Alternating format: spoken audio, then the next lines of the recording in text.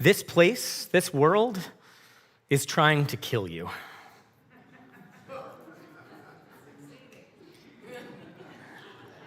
I remember the first time that I walked along the streets of Singapore. It was 95 degrees, 95% humidity. I had my headphones on, and I could smell the plants. I could feel them almost thrumming around me. I knew that if I sat down on a root for long enough, the tendrils would overtake me. They'd pull me in and pull me under. The plants would take me. Life wanted to live so badly. It was ravenous in a way that was palpable, an ever-present and beautiful threat. This place is trying to kill you. As a parent, I know this. I felt the fear set in before we even left the hospital. Like a weighted blanket, this place will kill them. Your heart will be broken. You silly, stupid bastard. Now there's so much more to lose than you ever bargained for. We know this as a society. Every one of us is going to die, and some of us faster than others. And every parent I know has had a brief moment, at least, of the desire for bubble wrap. Or laser eyes to blow out the tires of dangerous drivers before they do any harm. Or a promise, a prayer that we'll all make it home safely. I'm not trying to drag down the mood. I'm saying this because I want you to know every single adult in my life who did what they felt they had to do to keep me safe, to keep us all safe. I forgive you for the unforgivable ways you tried to break me. This place is constantly trying to kill me, and you knew that, and you did the only things you knew how. People would try to hurt me. You knew this. They would try to hurt me physically, and they would try to hurt me emotionally, and they would try to hurt me spiritually. And you wanted me to live, I guess, or wanted us all to live, or to give as good as we got. Honestly, I don't know. I don't know what you wanted from me or what you wanted for me, but I know why you wanted it. It can get scary out there, and you were afraid, and afraid for me. It was a thing you thought love looked like.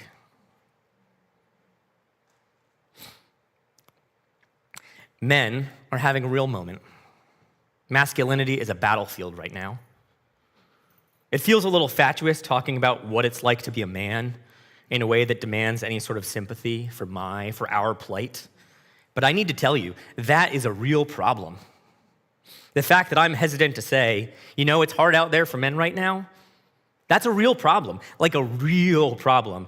Deep-rooted, causing problems for other people kind of problem, sending ripples through the economy, through marriages, through families, through American and global politics. Men have been told that we have to be a different kind of way, have to become a different kind of way. The roles of provider and protector too often have yielded to domination and aggression, and some men really struggle to negotiate these lines. White folks have been told we have to become a different kind of way. The equation of white with normal historically means that whiteness, as it exists and is enacted, serves as a way to exclude. But what to do and how to be instead is not obvious. Straight folks, cisgender folks have been told we have to become a different kind of way. The ways in which I move through the world as a straight cis white guy, the ways in which I can move blithely through the world, it can be really unintentionally hurtful. And yet there's no user's guide, no clear consensus on what I should be doing instead. If you're wondering how this has landed for people, intersectional theory is your friend here. Each dimension of identity carrying a call for reform, all overlaid on each other. It's an ankle breaker. There's real shifting ground to try to stand on. I'll be honest, I think it's an unfair set of demands to place on individual people. I'm not saying it's the wrong call. If we say, we need to get to a place where whiteness and straightness and cisness and maleness are not fundamentally oppressive forces, that is 100% true. unambiguous. But if we ask someone to do a job and we don't equip them with the tools, we are setting them up for failure. And if we blame them for failing, they will resent us, and justifiably so. It's not their fault. The system in which we are all engaged and complicit, that preceded us and will survive us, none of us and all of us bear responsibility. So why is it like this? Well, successful systems perpetuate themselves. Any system that is going to be sustained needs its people alive and making more people who are broadly content enough not to try to break the system. Alive and not making waves, and that's the message that I received. As a father, I can feel that pull. The nail that sticks out gets hammered down. I don't want my kids to be on the receiving end of cruelty because they're different. I'm grateful for this place in this struggle. I think we Unitarian Universalists and all people of conscience, allies, ragtag bands of misfits, malcontents, I think we serve as an important check. We are in the system, but not of it, if we're careful.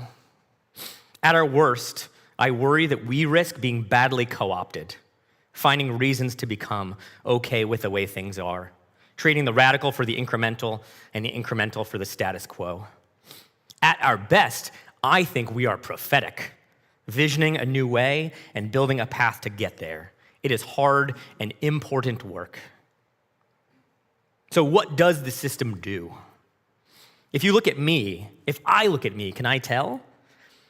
I feel like I can. I've got a broken nose, I've got some scars, some emotional wounds, and some deep anxieties.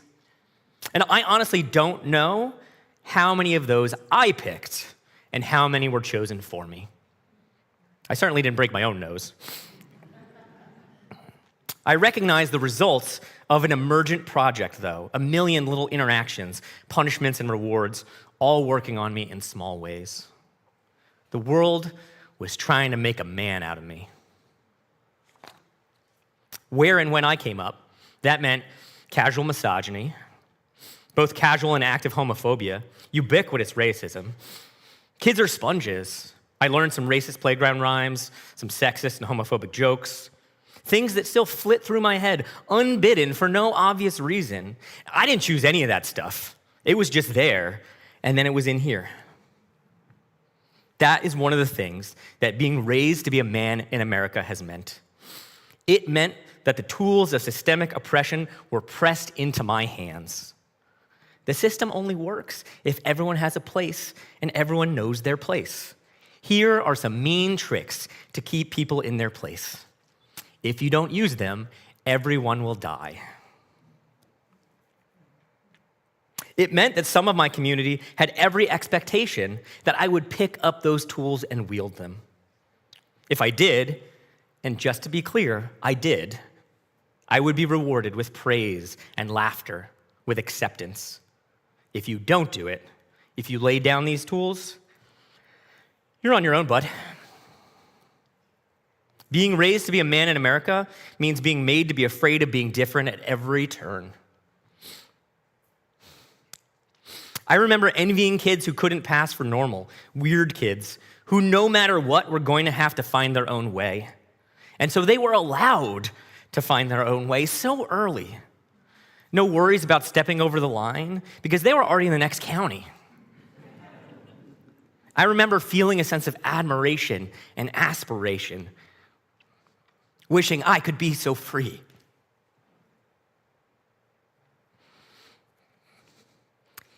Being made into a man means you sell yourself out and you sell other people out just to fit in, to quiet the fear. That's the game. That's the whole point. Some people would say, to thine own self be true, or whatever similar pablum. But they didn't tell you what to do when that meant you got punched in the face or rejected by your peers.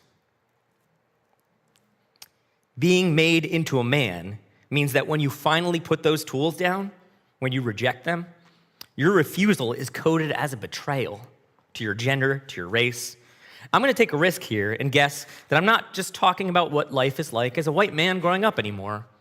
I think the tools of oppression are custom built for each of us and handed to each of us. The tools to keep ourselves and those around us in line with the built-in expectation that we'll use them. What it also means, but what they don't want it to mean, is that once I made it through, I swore that that would never happen to my kid. Not like that. What it also means is that when those stories I never asked for flit through my mind, I'm angry. I'm angry that they're still right here. I'm angry that people every day try to trick me with the illusion that other people are bad and dangerous, and that there won't be enough, and that my children need to be afraid. It's not true. What it also means is that my reaction is equal and opposite to the project I was handed. I hope yours is too. See, the thing is, as a straight cis white man, you can be whatever you want, as long as what you want is to be a co-conspirator in a system of oppression that harms people you will straight-facedly claim to love. You can live out your dreams, as long as one of those dreams is to limit the ambitions and aspirations of your own children, your students, your partner, your friends. You know what? That choice sucks. What the hell? That is not who I want to be. Those are not the dreams that I want to live out. In trying to turn me into an instrument of the patriarchy, the world accidentally made a real man out of me, is what they did. That was the problem. A real man does not take a power dynamic in the workplace or in his church or in his home and turn it into an opportunity to hurt someone else for his own private gain. A real man doesn't speak disrespectfully of sexual conquest or treat other people as objects. That's messed up. A real man does not disown his child because they have discovered who they are and were brave enough to come out to him. A real man puts other people at ease, is safe to be around, is willing to hear the hard truth if he has done harm, and seeks ways to grow and make amends. A real man is maybe sometimes an idiot, but tries real hard not to be a jerk. Real men resist. To be a good man, you have to be better than the tools you were handed. It's going to be different for each of us, and you do have to figure out what that means for you. But you deserve grace in the process, and solidarity and support. We are building a new way together, not on our own. This world, other men, all of our communities need more of this. Here at UUCA, there are so many good men. And I know that we have all had excellent role models. And I know we have all had to figure out so much of this on our own. I think most of us feel like outliers in a lot of our spaces, but I hope that we can be unapologetically masculine and unapologetically heretical. It's not easy. It's a lot to cast off all the expectations that history has placed on you and on us.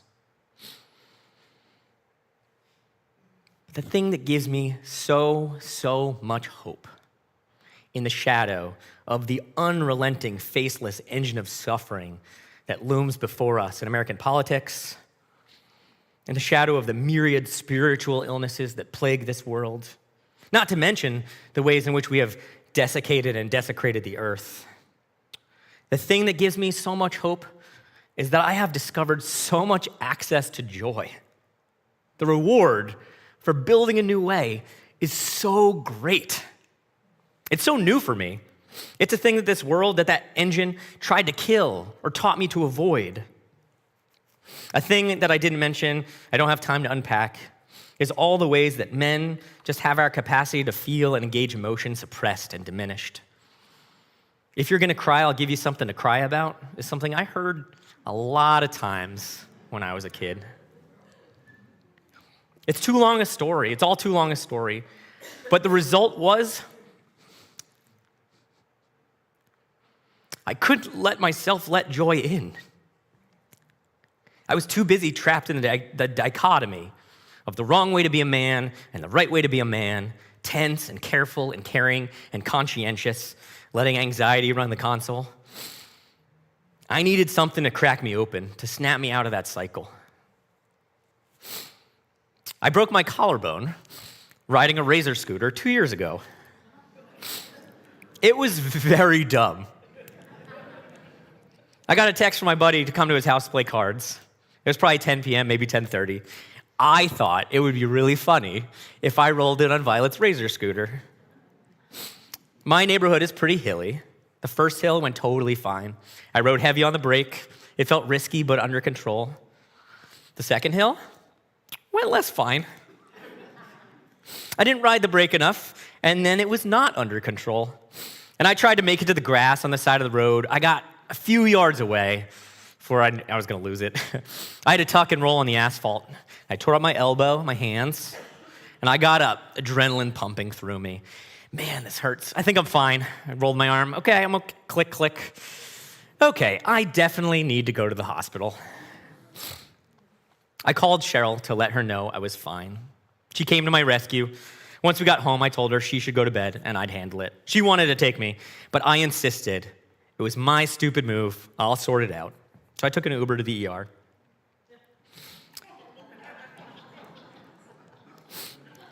I lay in the bed waiting for my x-ray. And when I tell you my internal monologue started laying into me, you have to understand that where I was raised, when I was raised, the things that pop into my head about myself can be very unkind. Here we go again. You screwed up. Everyone else is going to have to deal with it because you were an idiot. Of course you screwed up. This is who you are. You're a disappointment. This was always going to happen. You always screw up. I sat in the cold dark with my arm like this for what felt like a very long time, just listening to myself, telling myself what an idiot I was. What was I thinking? A screw up. And then there came a moment when I realized that none of that was me, was from me, was of me. You always screw up. No, I do not. I do not always screw up. This is just my brain generating nonsense, regurgitating lies that I inherited from somewhere. I'm not saying it wasn't dumb. I'm saying I knew it was dumb, and I did it anyway, because I wanted to. I was reaping the consequences, and that was enough. I didn't have to also feel bad about it. I had never broken a bone before. My nose, but you know. Not a real bone. And now I had. And you know what? It was fine. I was going to handle it. I was already beginning to handle it. It would be a little bit of a pain for Cheryl for a few days or weeks. But you know what? She knew who she married.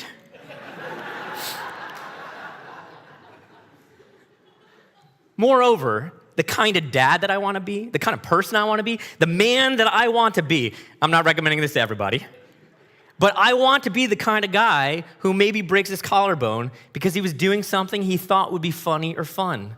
It's not smart and it's not careful, but it is joyful. I was lying there in the ER, waiting to get my x-ray, fighting for my life inside my head, in my soul.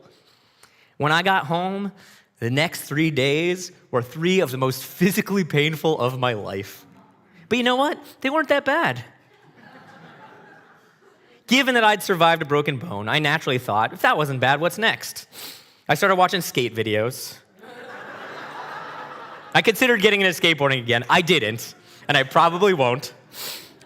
But that night was the night that I stopped half-assing my resistance.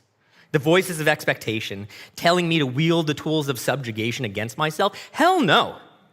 I would never talk to anyone the way my mind was talking to myself. I wouldn't let anyone talk to me like that either. And it was over. And something new had started to take root.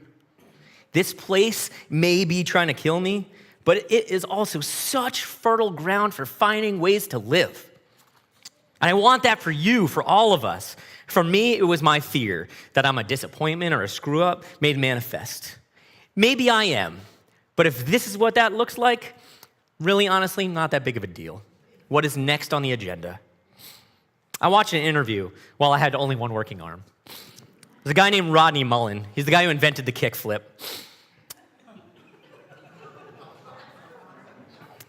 He talked about how he threw out all of his trophies. This guy's super famous, one of the best skaters in the world. He threw out all his trophies from skate competitions. This is what he said.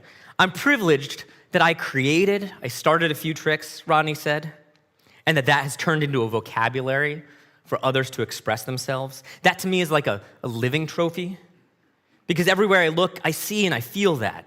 But as for those things, you're number one. Number one, for that, most of those contests, I didn't even give it all I had. I just played it safe. Those are representative of me being conservative, not doing what I could have done because I just wanted to win, because I was afraid. First place in a worldwide skateboarding competition, and he is wise enough to recognize the trophy for what it is, a testament to fear and not joy. Prophecy there. Now, I'm not saying go out and break your collarbone, but what I want for us is to start recognizing the things that are of us, that dignify us, and the moments where we dial it back out of expectations that are not our own, where we win out of fear instead of failing in joy. Winning is dumb. As a concept, it is often anti-human. Sometimes the drive to win brings us transcendence, but the winning itself is a dead and inert thing, an end and not a pathway. Please let us not be complicit in our own oppression. This past spring, I got in the mosh pit for the first time in 20 years. I felt my fear and I mastered it, and it was fine. It was not, in fact, dumb. Way less dumb than the other thing. This dad tucked his 8-year-old kid under his arm, dashed into the crowd, and lifted the kid up. I got to help a kid crowd surf at an outdoor punk show. My broken collarbone opened me up to that. It may have been dumb, but it was wise and joyful.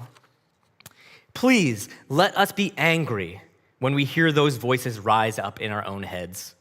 Let us listen to the fear until it articulates itself into something laughably stupid, and then put it to rest and move on.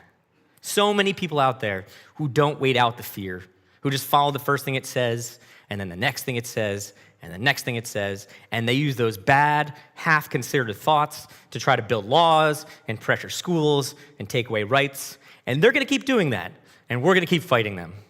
But let us prove them wrong by example, by living lives of joy. Flood the zone. Teach a dog how to catch a Frisbee. Sit in a garden for a morning cup of coffee. Go to the high and stare at a piece of art that captures you. Go roller skating. Make breakfast in bed for someone you love. Watch Tommy Boy for the 20th time. Fire up the grill. Get down in the dirt with the flowers. Laugh with an audience at a stand-up show. Try on an outlandish article of clothing. You just want to see how it looks. Watch soccer or baseball or basketball. Pick up an instrument you never played or an instrument you've loved for years. Get a cup of tea and a cat lap and watch the British baking show. Cliff dive, bungee jump, make art, make love, lie on the grass, have a beer with a friend. Listen to the baby in the airport laughing and listen to it cry. Ride a go-kart during a mountain sunset. Stay up too late. Sit and think about the first time you ever lost yourself while dancing, or the best thing you ever got in the mail, or the way it feels to rock out to Queen on the radio when the windows are down in the car on a spring night when anything is possible. Resist with righteous anger that feels like love and joy, and roll on and never stop growing.